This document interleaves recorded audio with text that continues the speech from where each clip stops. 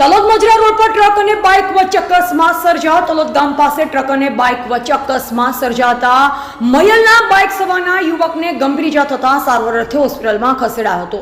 Talod railway ઓવરબ્રિજનું કામ હાલ મંથર ગતિએ ચાલતા વાહન ચાલકોમાં રોષ જોવા મળી રહ્યો છે।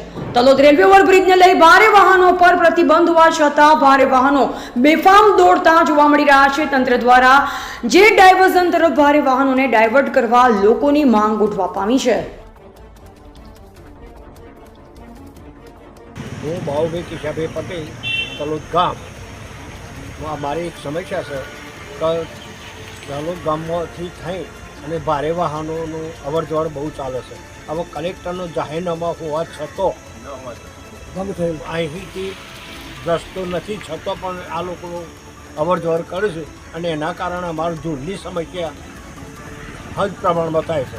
એના કારણે લોકોના સ્વાસ્થ્ય ઉપર પણ ઘણી અસર પડે છે।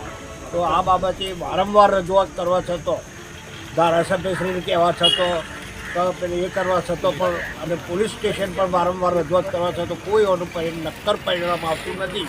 એ માટે અમે ગ્રામજનોએ આજે ભેગા થઈ આજ સવારે શું પ્રોબ્લેમ મળ્યો? આજ સવારે તલોદથી જે માલ ભારે માલ જતો હતો એના હાથે મહિલથી આવતા એક ભાઈને એક્સિડન્ટ થયો અને એના કારણે બાઇકનું કચર ઘર નીકળી ગયું છે અને એ ભાઈને પણ ગંભીર